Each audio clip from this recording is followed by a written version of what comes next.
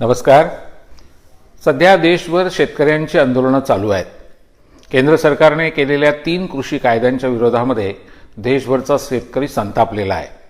या पार्श्वभूमीवर महात्मा ज्योतिराव फुले आणि भारतरत्न बोधिसत्व डॉक्टर बाबासाहेब आंबेडकर यांनी शेती, शेतकरी, शेती प्रश्न आणि त्यावर सुचवलेले उपाय याची चर्चा करणं मला अतिशय आवश्यक वाटतं. आज आपण त्याच्याकडे आपलं लक्ष वेधणार आहोत.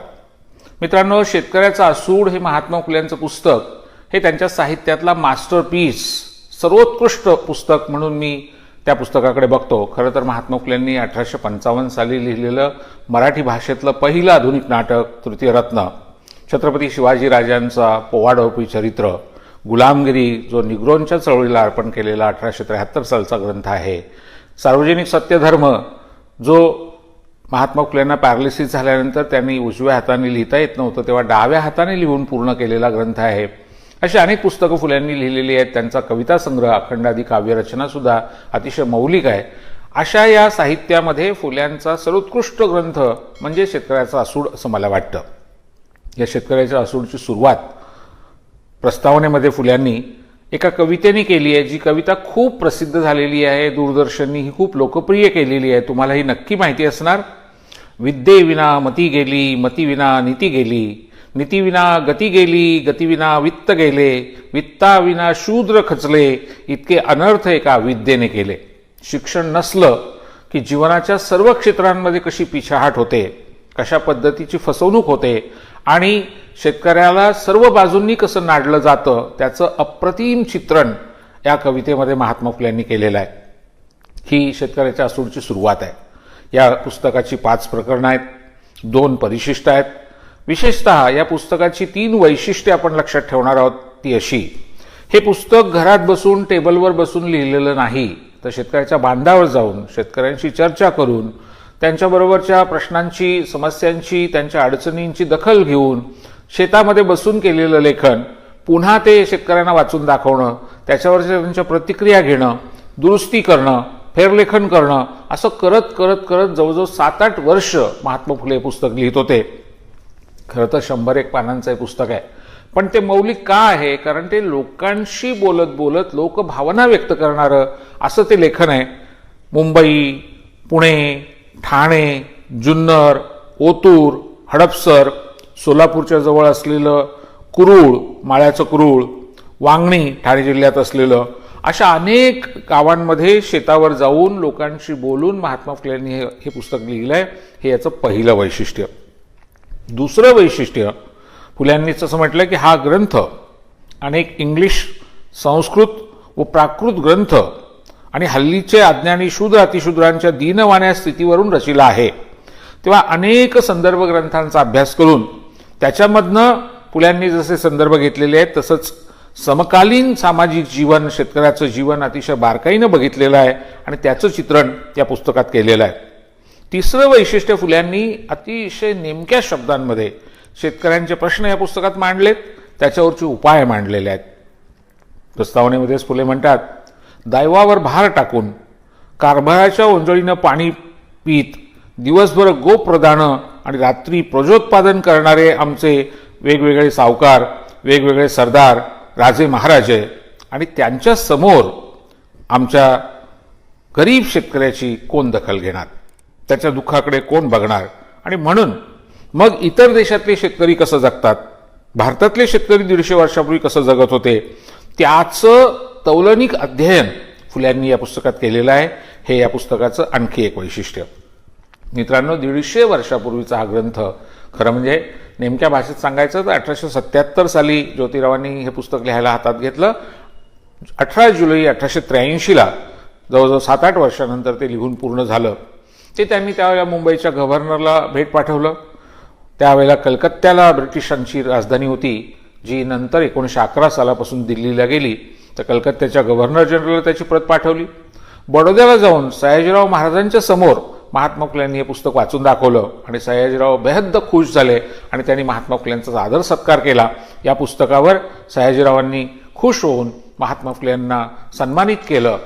मला स्वतःला असं वाटतं की हे पुस्तक आजही 150 वर्षानंतर रिलेव्हंट आहे. त्याचं कारण हे आहे की शेतकऱ्याची नेमकी दुःख काय आहेत, ती दुःख दूर करण्याचा उपाय काय आहे याच्या संबंधीचं जे संकल्पचित्र ब्लूप्रिंट ज्याला म्हणतो ज्योतिरावांनी दिलंय ते काळाच्या पुढचं आहे. मला खात्री आहे की येणारी किमान 100 वर्ष तरी आपल्याला ते मार्गदर्शक ठरणार आहे. आपण पहिल्या मुद्द्याला हात घालूया. महात्मा फुले या पुस्तकात असं म्हणतात की आमचा शेतकरी गाडीभर भाजीपाला घेऊन, पुण्याच्या परिसरामध्ये माळवं म्हणतात, पश्चिम महाराष्ट्रामध्ये हा शब्द प्रचलित आहे माळवं, गाडीभर माळवं घेऊन आमचा शेतकरी बाजाराला जातो तेव्हा तिथला व्यापारी खोटी वजन मापं वापरून त्याला फसवतो. पुढे बाजार पडलेला असतो त्यामुळे त्याच्या तळहातावर जेव्हा त्या मालाचा मोबदला, गाडीभर आणलेल्या मालाचा मोबदला जेव्हा त्याच्या तळहातावर पडतो तेव्हा फुले असं म्हणतात की त्याचा तळहात सुद्धा रिकामा असतो. भर दिवसा रिकाम्या तळहातावर चांदण्या चमकत असतात. आणि पुढे जाऊन फुले असं म्हणतात आमच्या शेतकऱ्याच्या तो लक्षात येते की गाडीभर भाजीपाला आणला, माळवं आणलं, पण मिळालेला मोबदला इतका कमी आहे, इतका अपुरा आहे की लागवडीकडे केलेला खर्च भरून मिळालाच नाही, गाडी भाडे मात्र अंगावर पडले आहे.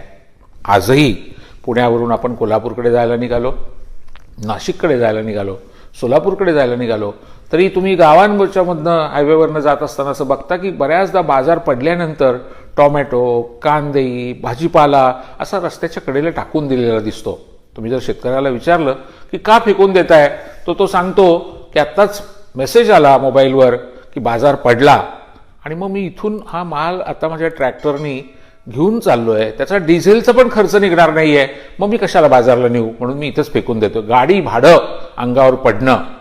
फुल्यांनी जी भाषा वापरली आहे ती नेमकी आज स्वामीनाथन आयोग असो किंवा शेतीविषयक सुधारणा सुचवणारे इतर कोणतेही आयोग तुम्ही घ्या, ते काय म्हणतायत?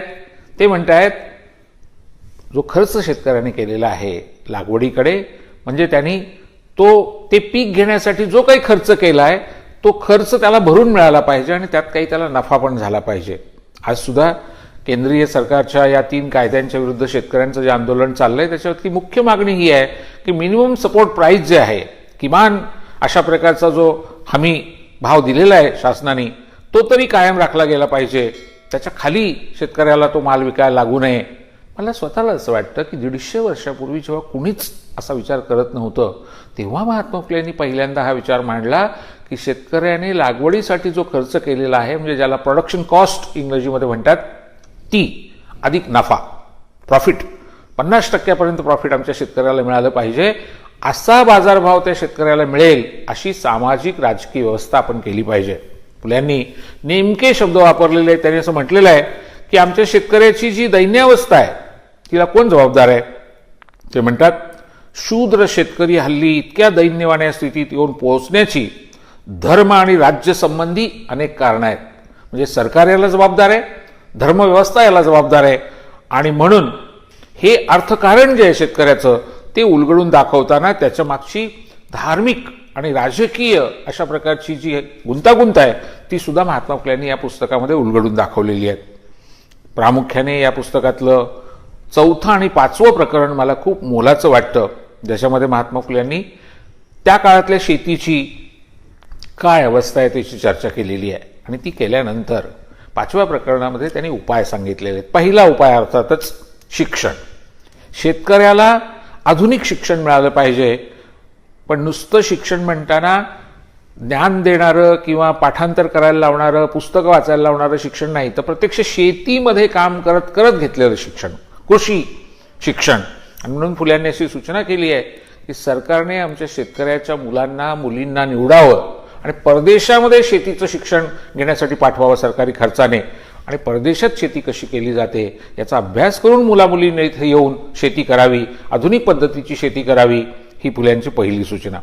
दुसरी सूचना फुले म्हणतात की शेतकऱ्याच्या मुलामुलींना शिक्षणाची गोडी लागावी यासाठी सरकारने गावच्या ज्या पाटीलक्या असतात, सन्मानाची प्रतिष्ठेची पदं, तर ती जन्माने देण्याच्या ऐवजी शाळेमध्ये जी मुलगी किंवा जो मुलगा पहिला येईल त्याला त्यावर्षी पाटील करावं, तिला त्यावर्षी पाटील करावं, म्हणजे एक प्रेरणा पाटीलकी मिळवण्याची मुलामुलींना तयार होईल आणि त्यातनं तरी ते शिकतील, उत्तम गुण मिळवतील.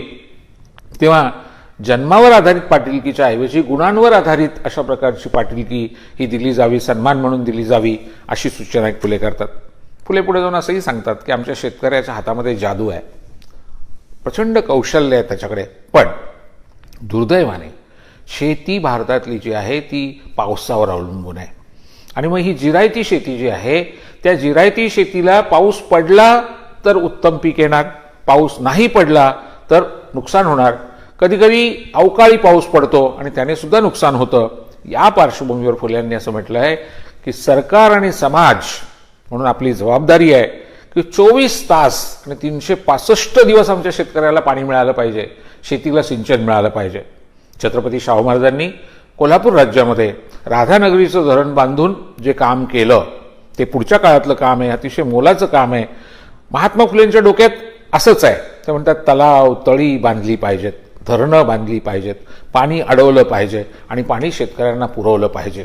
त्यामुळे पाटबंधाऱ्याची कामं शेतकऱ्यांनी हातात घेतली पाहिजेत आणि पडणारा प्रत्येक थेंब पावसाचा अडवला पाहिजे, जमिनीत मुरवला पाहिजे आणि शेतीला तो 24 तास पाणी पुरवण्याची व्यवस्था केली पाहिजे. त्यांनी एक फार छान उदाहरण दिलं आहे. आता सध्या सावित्रीबाई फुले पुणे विद्यापीठच्या जागेवर आहे, पुण्यामध्ये औंधच्या परिसरामध्ये. त्या विद्यापीठामध्ये पूर्वी तिथे गव्हर्नरचा बंगला होता. महात्मा फुले यांनी त्या गव्हर्नरच्या बंगल्याचं उदाहरण दिलं आहे. फुले असं म्हणतात की तिथे माळरान होतं, फक्त झुडपं होती. पण इंग्रज सरकारने जेव्हा तिथे बंगला बांधायचा ठरवला त्यावेळेला तिथल्या शेतकऱ्यांना बोलवलं आणि पाणी पुरवलं खपराच्या कौलामधून, नळामधून. आणि ते पाणी तिथं पोचल्याच्या नंतर त्या संपूर्ण परिसराचं चित्रच बदललं. आत्तासुद्धा पुण्याचा फोटो जर विमानातनं घेतला तर सगळ्यात जास्त हिरवा भाग, सर्वात जास्त झाडं असलेला भाग पुणे विद्यापीठाचा आहे.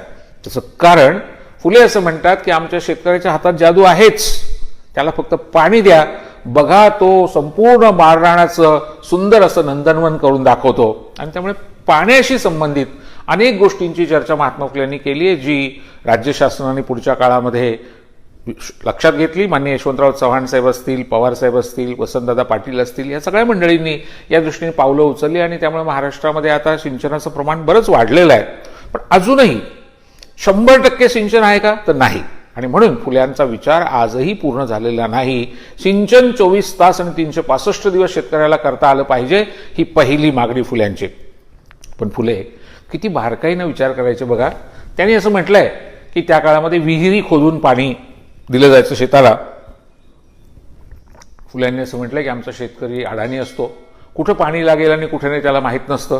तो विहीर खोदतो अदमासाने, अंदाजाने, आणि कधी कधी पाणी लागत नाही, त्याचा सगळा खर्च वाया जातो. म्हणून फुल्यांनी मागणी केली आहे सरकारकडे की शासनाने भूवैज्ञानिकांना बोलवून जमिनीची पाहणी करावी आणि जिथे जिथे पाणी लागण्याची शक्यता आहे ते बिंदू नकाशामध्ये दाखवावेत आणि ग्रामपंचायतीच्या कार्यालयामध्ये प्रत्येक गावात असे नकाशे लागावेत की जिथं शेतकऱ्याला मार्गदर्शन मिळेल, इथं विहीर खोदली तर पाणी लागेल. बघा, आज महाराष्ट्रासारख्या प्रगत राज्यामध्ये माझ्या समजुतीने 40,000 ग्रामपंचायती आहेत, कदाचित अधिकच असतील त्या. पण मला माहीत नाही, पण तरी माझा अंदाज आहे की एकाही ग्रामपंचायतीमध्ये आज सुद्धा असा नकाशा नाही की जिथे पाणी लागण्याची शक्यता आहे, गावातल्या जागा त्या तिथं दाखवल्या आहेत, अशी सोय नाही. म्हणजे फुले किती काळाच्या पुढे होते ते सांगत होते की शेतकऱ्याला मार्गदर्शन मिळालं पाहिजे आणि असे नकाशे तुम्ही गावाच्या ग्रामपंचायतीच्या कार्यालयात लावले पाहिजेत. पुढे जाऊन ते असं म्हणतात की शेतकऱ्याला पाण्याबरोबर आणखीन काय काय दिलं पाहिजे, तर ते सांगतात उत्तम बियाणं दिलं पाहिजे.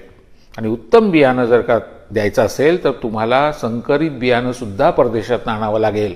तिकडे ती गोष्ट नुकतीच आलेली होती. फुल्यांचं वाचन चौफेर होतं, त्यांनी तो अभ्यास केलेला होता आणि त्यांनी असं सांगितलं की परदेशातनं बियाणं आणावं लागलं, संकरित बियाणं आणावं लागलं तर शासनाने पुढाकार घ्यावा, पण आमच्या शेतकऱ्याला जास्त उत्पादन देणारा, उत्तम पीक देणारं असं बियाणं सरकारने पुरवलं पाहिजे. पुढे जाऊन फुल्यांनी असं सांगितलं, शेती आधुनिक पद्धतीने केली पाहिजे, अवजारं आधुनिक वापरली पाहिजेत, तंत्रज्ञान वापरलं पाहिजे. आणि म्हणून शेतकऱ्याच्या मुलांना परदेशात पाठवून कृषी शिक्षण घ्यायला देणं, त्याच्यासाठी स्कॉलरशिप शासनाने देणं, ही जशी सूचना महात्मा फुल्यांनी केलेली आहे तशी फुल्यांनी आणखी एक गोष्ट केलेली आहे जी मला आजही फार मोलाची वाटते. फुले असं सांगतात की आमच्या शेतकऱ्यांनी लक्षात ठेवलं पाहिजे की फक्त शेतीवर भागणार नाही. मग काय करावं लागेल ते शेतकऱ्याला सांगतात, बाबा शेतीवर सगळ्या मुलांना, सगळ्या मुलींना ठेवू नको. पहिलं तर शेतकऱ्याने कुटुंब नियोजन पण केलं पाहिजे. अडमाप मुलं, खूप जास्त मुलं किंवा मुली होतील तर तेवढ्यांना पोचण्याची क्षमता शेतीत नाही. फुले म्हणतात तुकडे तुकडे तुकडे वाढत जातात. भाऊइष्य असा शब्द वापरलाय त्यांनी पुस्तकात. आणि ते म्हणतात एक दिवस असा येईल की नांगर घालायला जागा शिल्लक राहणार नाही, इतके बारके बारके तुकडे पडतील. तेव्हा एक तर कुटुंब नियोजन केलं पाहिजे. पण दुसरा मुद्दा ते सांगतात तो अधिक महत्वाचा आहे. ते म्हणतात की आमच्या शेतकऱ्यांनी शेतीला जोडधंदे दिले पाहिजेत. दुधाचं उत्पादन आज कोल्हापूरमध्ये गोकुळच्या माध्यमातून जे काम झालेलं आहे ते अतिशय आदर्श अशा प्रकारचं काम आहे असं मला वाटतं. आणि म्हणून मला स्वतःला असं वाटतं की असं गोकुळ प्रत्येक जिल्ह्यामध्ये प्रत्येक तालुक्यामध्ये उभं राहणं हे कुठेतरी फुल्यांचं स्वप्न असावं असं त्यांच्या लेखनातून आपल्याला दिसतं. गोकुळ नंतरचं आहे, फुल्यांच्या लेखनात गोकुळचा उल्लेख नाही, परंतु फुल्यांना काय हवं होतं त्याचं एक उदाहरण म्हणून मी गोकुळकडे आपलं लक्ष वेधतोय. फुले असं म्हणतात की शेतकऱ्याला दुधाचं उत्पादन जास्त घेता यावं म्हणून संकरित शेळ्या, मेंढ्या, गायी, म्हशी विदेशातनं आणल्या पाहिजेत आणि ते बीज शेतकऱ्याला उपलब्ध करून दिलं पाहिजे आणि दुधाचं उत्पन्न त्यांनी वाढवलं पाहिजे. दुसरं गोष्ट फुले सांगतात शेतकऱ्याने लोकर मेंढ्यांची जी आहे ती सुद्धा तिचंही उत्पादन घेतलं पाहिजे आणि तिच्यामधनं सुद्धा शेतकऱ्याने काही आपल्यासाठी पैसा कमावला पाहिजे. आणखी एक गोष्ट फुले सांगतात हुन्नर शिकली पाहिजे, कौशल्य शिकलं पाहिजे. कौशल्य म्हणजे मग सुतारकाम, लोहारकाम, कुंभारकाम, पोलादकाम सगळं शेतकऱ्यांच्या मुलांना आलं पाहिजे. आणि त्यांनी शेतीला जेव्हा दुष्काळ असतो किंवा शेतीमध्ये अवकाळी पाऊस पडल्यामुळे जेव्हा नुकसान होतं अशा वेळेला रिकामं न राहता त्यांच्या हातात जे हुन्नर आहे, त्यांच्या हातात जे कौशल्य आहे त्या कौशल्याच्या आधारे रोजगार केला पाहिजे आणि 4 पैसे कमावले पाहिजेत. फुले किती खोलात जाऊन विचार करतात बघा. ते म्हणतात की आमचा शेतकरी त्याची गायी, म्हशी, बैल, शेळ्या, मेंढ्या यांना घरातले कुटुंबीयच मानतो. त्यांच्या सुखदुःखात तो सहभागी असतो. ते आजारी पडले तर शेतकरी जेवत नाही. आणि मग म्हणून फुले म्हणतात की ज्या शेतकऱ्याने उत्तम बैलांची पैदास केलेली आहे, अतिशय जास्त दूध देणाऱ्या उत्तम गायी म्हशी सांभाळलेल्या आहेत, शेळ्या मेंढ्या सांभाळलेल्या आहेत, त्याची प्रदर्शनं लावा आणि सरकारच्या वतीने त्यांना बक्षिसं द्या. पुढच्या काळामध्ये हे होत राहिलं. पण ह्या सूचना जेव्हा फुल्यांनी केल्या तेव्हा असं काही होत नव्हतं. 150 वर्षापूर्वीची मी गोष्ट सांगतोय. फुले एवढंच सांगून थांबत नाहीत. ते म्हणतात आमचे काही शेतकरी अतिशय दर्जेदार उत्पन्न पीक घेतात, त्याची प्रदर्शनं लावा, त्या पिकांची प्रदर्शनं लावा. आज भीमथडी जत्रा किंवा अशा प्रदर्शनांच्या गोष्टी तुम्हाला माहिती आहेत, त्या आवश्यक आहेत कारण त्याच्यातनं इतर शेतकऱ्यांना प्रेरणा मिळते, त्यांना अभ्यास करता येतो, हे कसं करता येतं याच्याबद्दलचं प्रात्यक्षिक त्यांना घेता येतं. आणि म्हणून फुले किती प्रॅक्टिकल आहेत, थेट आहेत. ते म्हणतात ब्रिटिश सरकारने जेव्हा धरणं बांधायला सुरुवात केली तर खडकवासल्याच्या धरणाचं काम, डाव्या बाजूचं कॅनॉल उभं करण्याचं काम खुद्द महात्मा फुलेंच्या पुन्हा कमर्शियल अँड कॉन्ट्रॅक्टिंग कंपनीला मिळालं. आणि ते केल्याच्या नंतर फुल्यांनी स्वतःच्या शेतामध्ये हडपसर, मांजरी परिसरामध्ये त्यांची जी शेती होती तिथे हे पाणी घेतलं आणि त्याच्यातून त्यांनी ऊस, टोमॅटो, फुलं अशी पिकं घेतली. आणि त्यावेळी शेतकऱ्यांमध्ये एक अंधश्रद्धा होती की पाणी अडवलं त्यामुळे जलदेवता कोपली आणि त्यामुळे पाण्यातलं सत्व निघून गेलं म्हणून आता ह्या पाण्याचा शेतीला उपयोग नाही. फुल्यांनी दाखवून दिलं की असं काही नाही, पाणी हे पाणी आहे आणि त्याची उपयोगिता जी होती तीच आहे. त्यांनी उत्तम पीक घेऊन दाखवलं आणि मग शेतकऱ्यांनी हळूहळू पाणी घ्यायला सुरुवात केली. म्हणून जिथून फुल्यांनी कॅनॉलचं पाणी घेतलं होतं त्या नळीला महात्मा फुले नळी असं अनेक वर्षापर्यंत म्हटलं जात होतं. आज तो भाग 17.5 नळी या नावाने ओळखला जातो. माझं बालपण त्या परिसरात गेलेलं आहे म्हणून मी आपल्याला सांगतो की फुल्यांनी तिथे आदर्श शेती करून दाखवली.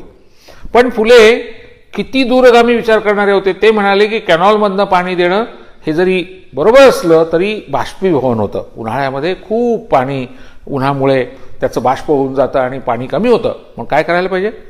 ते म्हणले नळ बनवा आणि नळाने शेतीला पाणी द्या. त्यांनी तोट्या असा शब्द वापरला, तोटी म्हणजे नळ. फुले म्हणाले की त्याच्यातनं 2 गोष्टी होतील. एक म्हणजे पाटकरी जो असतो सरकारचा तो शेतकऱ्याला खूप त्रास देतो, तो त्याच्याकडनं पैसे खातो, वेळेवर पाणी देत नाही आणि म्हणून त्याच्यातनं सुटका होईल. फुले म्हणतात शेतकऱ्याची नळ खोलला की पाणी मिळेल. आणि ते म्हटले नळाला तुम्ही मीटर बसवा, जेवढं पाणी शेतकऱ्याने वापरलं असेल तेवढं त्याच्याकडनं बिल घ्या, तेवढी पट्टी घ्या. म्हणजे कर्मचारी जे शासकीय पातळीवरची लुटालूट करतात ती थांबेल, शेतकऱ्याला वेळेवर पाणी मिळेल. आणि महत्त्वाचा मुद्दा म्हणजे पाणी ही राष्ट्रीय संपत्ती आहे, ते वाया जाता कामा नये. फुले म्हणतात पाणी जर वाया गेलं तर देशाचं नुकसान आहे आणि पाणी वेळेवर मिळालं नाही तर आमच्या शेतकऱ्याचं म्हणजे परत पर्यायीने देशाचं नुकसान आहे. आणि म्हणून पाणी वेळेवर मिळावं, पुरेसं मिळावं, अतिरिक्त नको म्हणून नळाने पाणी द्या. आजही ही सूचना सगळ्या शेतांच्या बाबतीत अंमलात आलेली नाही. ठिबक सिंचन आज जी काही कल्पना आपण काही शेतांमध्ये राबवतो त्याचं मला असं वाटतं की फुल्यांच्या या विचारामध्ये बीज आहे. फुल्यांनी ठिबक सिंचन असा शब्द नाही वापरलेला, पण त्याचं बीज, त्याचं सीड जे आहे ते फुल्यांच्या या विचारात आहे असं मला वाटतं. आणि म्हणून पाण्याच्या प्रत्येक थेंबाचा वापर जो आज इस्रायलमध्ये केला जातो तसा फुले इथं अपेक्षित करतायत आणि त्या दृष्टीने फुले शेतकऱ्यांना मार्गदर्शन करतायत. मी तर असं मानतो की आमच्या शेतकऱ्यांनी श्रावणामध्ये, चातुर्मासामध्ये वेगवेगळ्या ग्रंथांची ते पारायणं करतात. मी स्वतः शेतकरी कुटुंबातला आहे आणि वारकरी कुटुंबातनं आलेलो आहे. त्यामुळे अशा ग्रंथांची पारायणं करताना त्यांनी शेतकऱ्याचं असूडचं पण पारायण केलं पाहिजे, सामुदायिक वाचन केलं पाहिजे.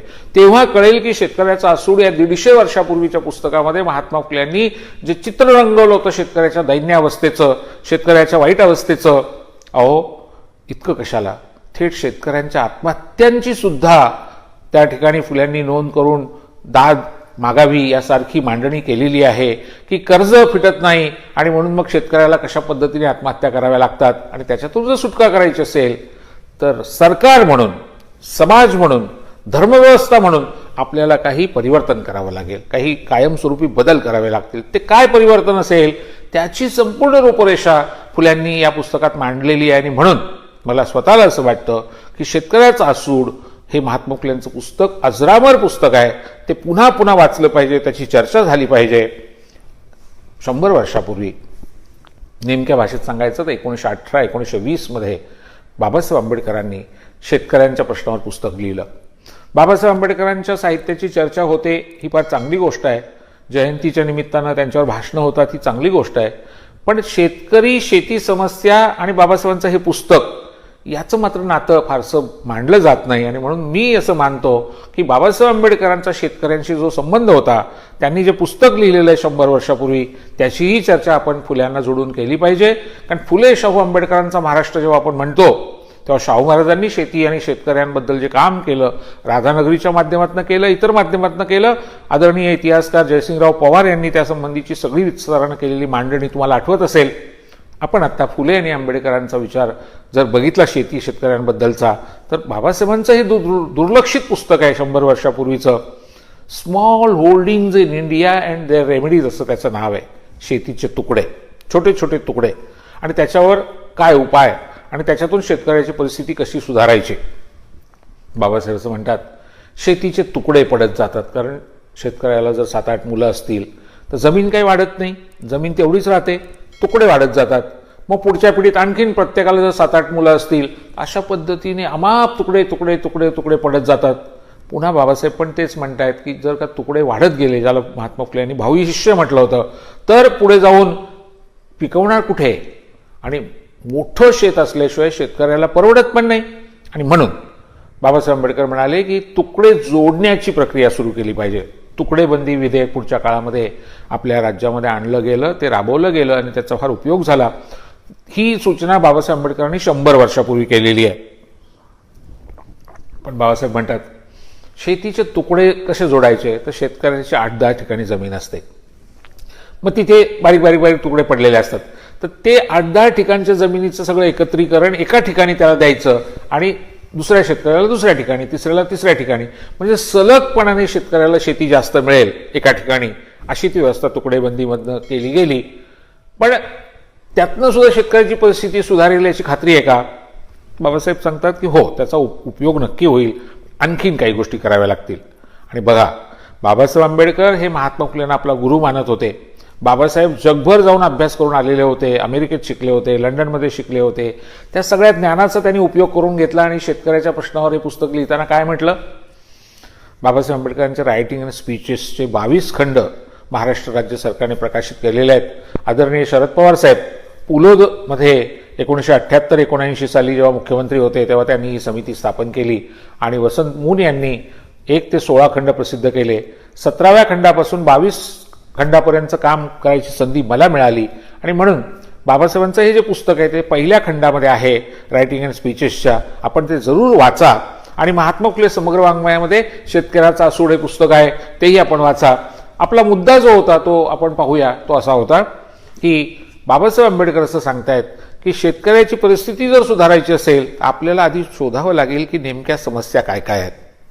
बाबासाहेब सांगतात पहिली समस्या शेतकऱ्याची ही आहे की उद्योगाचा दर्जा शेतीला नाही आहे. इंडस्ट्रियल स्टेटस सरकारने शेती हा एक उद्योग आहे असं घोषित केलं पाहिजे आणि त्या पद्धतीची व्यवस्था, त्या पद्धतीची यंत्रणा कामाला लावली पाहिजे. बाबासाहेबांचं फार मार्मिक आणि मौलिक वाक्य आहे या पुस्तकामध्ये. ते म्हणाले जगातला पहिला उद्योग शेती आहे. असं म्हणतात की शेतीचा शोध 10,000 वर्षापूर्वी लागला आणि तो स्त्रियांनी लावला, म्हणजे पहिला उद्योग शेती. बाबासाहेब सांगतात की पहिला उद्योग असून सुद्धा आजही त्याला उद्योगाचा दर्जा नाही, इंडस्ट्रियल स्टेटस नाही. त्याचा काय फायदा होतो? तर जेव्हा उद्योग अडचणीत येतो तेव्हा सरकारच्या वतीने मदतीचं पॅकेज दिलं जातं, मदत केली जाते, काही एक व्यवस्था केली जाते आणि उद्योगपतींना अशा पद्धतीची मदत सरकार नेहमी करत असतं. तसं शेतकऱ्यांना मदत करायची असेल आणि शेतकऱ्यांसाठी एक व्यवस्था शासकीय पातळीवर निर्माण करायची असेल तर शेतीला उद्योगाचा दर्जा दिला पाहिजे. दुसरी गोष्ट बाबासाहेब म्हणाले शेती ही काळी आई म्हणून आमचा शेतकरी बघतो, त्यामुळे त्याची भावनिक गुंतवणूक त्यात असते. पण आमच्या शेतकऱ्यांनी इथून पुढच्या काळामध्ये शेती हे एक आर्थिक उत्पादनाचं युनिट आहे, एकक आहे, या पद्धतीने शेतीकडे बघितलं पाहिजे. की म्हणजे एवढी एवढी शेती आहे, तिची ही किंमत आहे, तर एवढ्या पैशाचा एवढ्या किमतीचा उद्योग मी करतोय असं शेतकऱ्यांनी डोक्यात ठेवलं पाहिजे आणि त्या शेतीवर मग त्याला किती नफा मिळाला पाहिजे याच्याबद्दलची व्यवस्थित आखणी करता येते आणि त्या दृष्टीने पावलं टाकता येतात, ज्याची आजही पूर्तता झालेली नाही. 100 वर्षापूर्वी बाबासाहेबांनी जे सांगितलं होतं ते अजून झालेलं नाही. पुढचा मुद्दा बाबासाहेब म्हणाले जो महात्मा फुले आणि शाहू महाराजांनी अतिशय महत्त्वाचा मांडला होता, सिंचन, इरिगेशन, शेतीला पाणी. बाबासाहेब आंबेडकर परत म्हणतात की शेतीला 24 तास आणि 365 दिवस पाणी मिळालं पाहिजे. आणि म्हणून बाबासाहेब जेव्हा केंद्रीय मंत्री झाले ब्रिटिश सरकारमध्ये 42 साली, तेव्हा त्यांच्याकडे पाटबंधारे खातं होतं, त्यांच्याकडे ऊर्जा खातं होतं. त्यांनी भारतातली पहिली मोठी 15 धरणं बांधायला घेतली. दामोदर प्रकल्प, कोशी नदी, महानदी, ब्रह्मपुत्रेवरचं काम आणि प्रचंड मोठं असं काम त्यांनी करायचं ठरवलं. 5 एक वर्ष त्यांना मिळाली. त्या काळात त्यांनी मोठं काम केलं, पण उरलेला काळ त्यांना मिळाला नाही. पण नदी जोडण्याचा प्रकल्प त्यांनी डोक्यात घेतला होता की उत्तर भारतातल्या आणि दक्षिण भारतातल्या नद्या जोडल्या एकमेकांना. काय असतं, बिहारमध्ये, आसाममध्ये जेव्हा महापूर येतात तेव्हा कर्नाटक, महाराष्ट्र, गुजरात, राजस्थान दुष्काळाने पिडलेले असतात.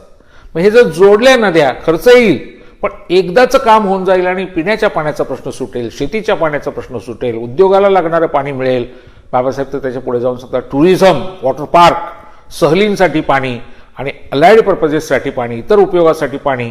आणि पुढचं जाऊन ते सांगतात की ट्रॅव्हलिंग पर्पजेस, प्रवासासाठी पाणी, बोटींमधनं प्रवास, कॅनॉलमधनं, नदीमधनं, समुद्रातनं आपण जो करतो तसा जलमार्ग स्थापन करून त्याच्यामधनं कमी खर्चामध्ये प्रवास करता येईल. बाबासाहेबांनी त्या दृष्टीने पावलं 1942 ते 46च्या काळात टाकली. पण 100 वर्षापूर्वीच्या स्मॉल होल्डिंग या पुस्तकामध्ये त्यांनी पाण्याची गरज, सिंचनाची गरज आणि 24 तास पाणी मिळण्याची आवश्यकता मांडली. पुढे जाऊन अतिशय महत्त्वाच्या मुद्द्याला बाबासाहेब हात घालतात, तो हा उत्पादन खर्चावर आधारित बाजारभाव. जोपर्यंत शेतकऱ्यांनी एखादं पीक घेण्यासाठी केलेला खर्च आणि त्याला काही नफा असं सूत्र डोक्यात ठेवून आपण त्या मालाची किंमत करत नाही, तोपर्यंत शेतकऱ्याची परिस्थिती सुधारणार नाही.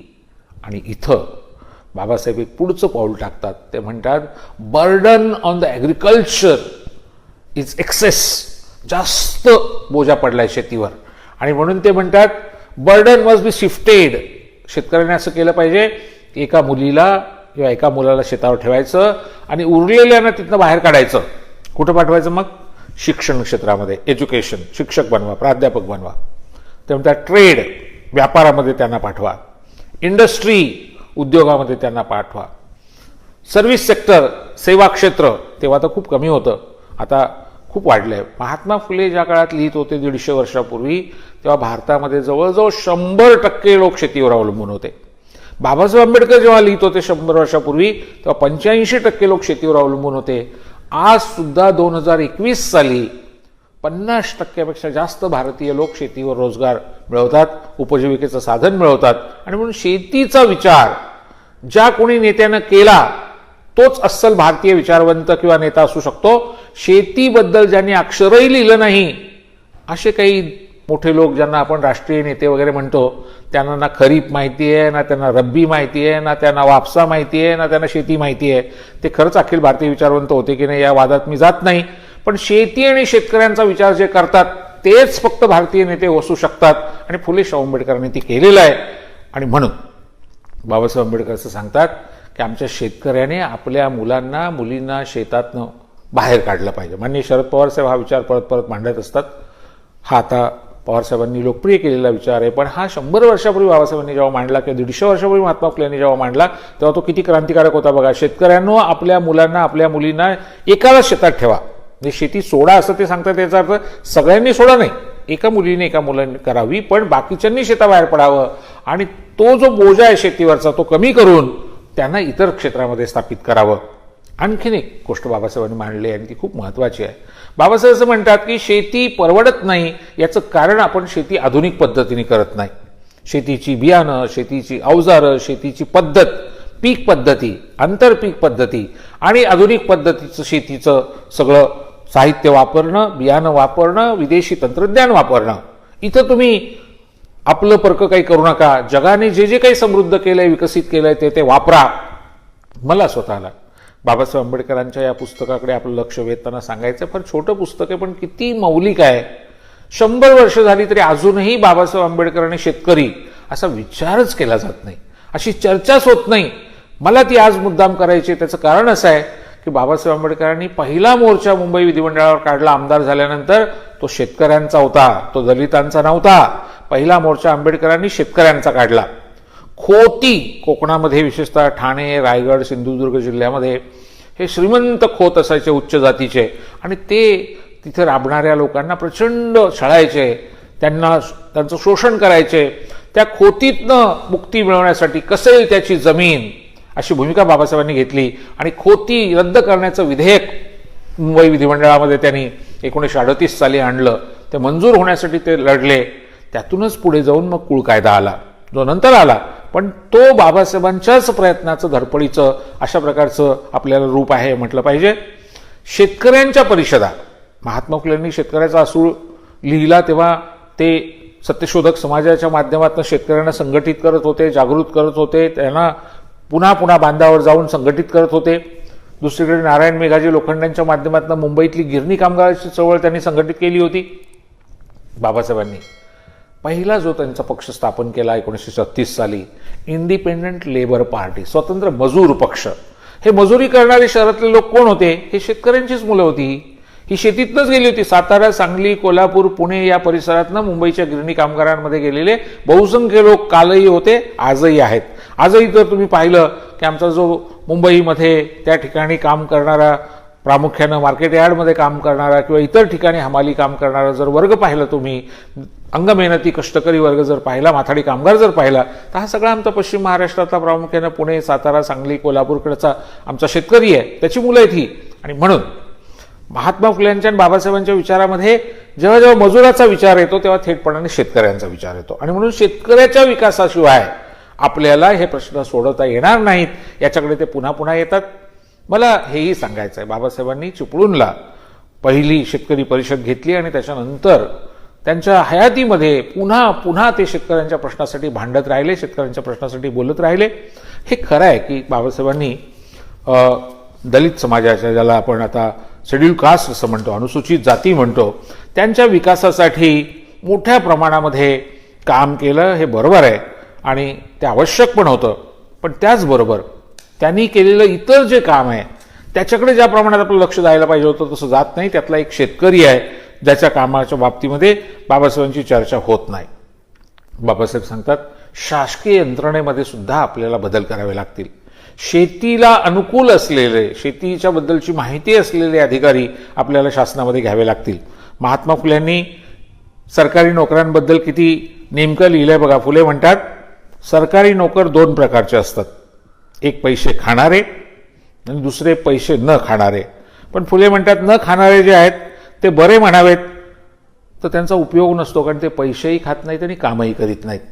आणि म्हणून फुल्यांनी तळटीपेमध्ये भाऊ दाजी या अतिशय उत्तम काम करणाऱ्या शासकीय अधिकाऱ्याचं उदाहरण दिलेलं आहे. असं म्हटलंय की हे मात्र पैसेही खात नाहीत आणि कामही करतात. असे सुद्धा, ज्याला आपण म्हणूया की ऐशी कळवळ्याची जाती करी लाभाविन प्रीती, असे सुद्धा अधिकारी कर्मचारी तेव्हाही होते, आजही आहेत, पण ते कमी आहेत. आणि म्हणून फुल्यांनी असं म्हटलं की शेतकऱ्यांच्या मुलांना मुलींना तुम्ही शिक्षक बनवा, शासकीय अधिकारी बनवा. तसं बाबासाहेब आंबेडकर सुद्धा आपल्याला सांगतायत की आपल्याला शेतकऱ्यांच्या मुलांना, शेतकऱ्यांच्या मुलींना शासन व्यवस्थेमध्ये सामावून घ्यावं लागेल. शासन व्यवस्थेमध्ये महत्त्वाची पदं त्यांना द्यावी लागतील. तरच शेतकऱ्यांची स्थिती आणि शेती स्थितीकडे आपलं लक्ष जाईल. पर्जन्य म्हणताना जास्त पाऊस पडणं किंवा न पडणं, दुष्काळामध्ये चारा छावण्या उभ्या करणं, चारा वैरण कशी मिळेल याची व्यवस्था करणं, किंवा दुसऱ्या बाजूला महात्मा फुले असं म्हणतात की खतं, त्याला कृत्रिम खतं फारशी नव्हती, पण बायोमास ज्याला म्हणतो आपण, पालापाचोळा, शेणखत, ह्या सगळ्या सेंद्रिय खतांचा वापर आमच्या शेतकऱ्यांनी केला पाहिजे असं महात्मा फुलेंनी आवर्जून सांगितलंय. आणि त्याचं मोल आणि त्याचं महत्त्व त्यांनी तेव्हा जे सांगितलं ते आता हळूहळू आम्हाला पटतंय. मला स्वतःला असं वाटतं की बाबासाहेब आंबेडकरांचं हे पुस्तक, महात्मा फुल्यांचं हे पुस्तक आणि त्यांनी केलेल्या चळवळी यांचा विचार आज आपण जो करतो आहोत तो देशभर उभ्या असलेल्या शेतकरी आंदोलनाच्या पार्श्वभूमीवर करतो आहोत. आणि या पार्श्वभूमीवर मला स्वतःला असं वाटतं की इथून पुढच्या काळामध्ये small holdings and their remedies हे बाबासाहेबांचं पुस्तक, महात्मा फुले यांचं शेतकऱ्याचं असुडे पुस्तक, याचं एकत्रितपणे आमच्या शेतकऱ्यांनी जर वाचन केलं, शेतकऱ्यांच्या मुलांनी मुलींनी वाचन केलं आणि विचारवंत अर्थशास्त्रज्ञांनी वाचन केलं तर एक गोष्ट होईल. मूलतः शेतीचं अर्थशास्त्र काय आहे, शेतकऱ्याची दुरावस्था जर संपवायची असेल तर वरवरची कारणं सांगत न बसता थेट आतपर्यंत कसं घुसावं लागेल, आणि ती कारणं सांगून सुद्धा नुसतं थांबता येणार नाही, ती कारणं दूर करण्यासाठीची कायदेव्यवस्था, शासकीय यंत्रणा कशी निर्माण करावी लागेल, या पार्श्वभूमीवर जी मांडणी फुले आंबेडकरांनी केलेली आहे तिच्याकडे मला असं वाटतं आपल्याला जावं लागेल. मला खात्री आहे की फुले शाहू आंबेडकरांच्या विचारामधनंच शेतकऱ्यांना खऱ्या अर्थानं पुढच्या काळामध्ये मार्गदर्शन मिळणार आहे. म्हणून मी आपल्याला विनंती करेन की आपण तपशिलामध्ये जाऊन फुले शाहू आंबेडकरांचे विचार वाचा. आपल्या लक्षात येईल की ते आजही उपयुक्त आहेत, उद्याही उपयुक्त असतील, आणखी अनेक वर्षापर्यंत उपयुक्त असतील. धन्यवाद.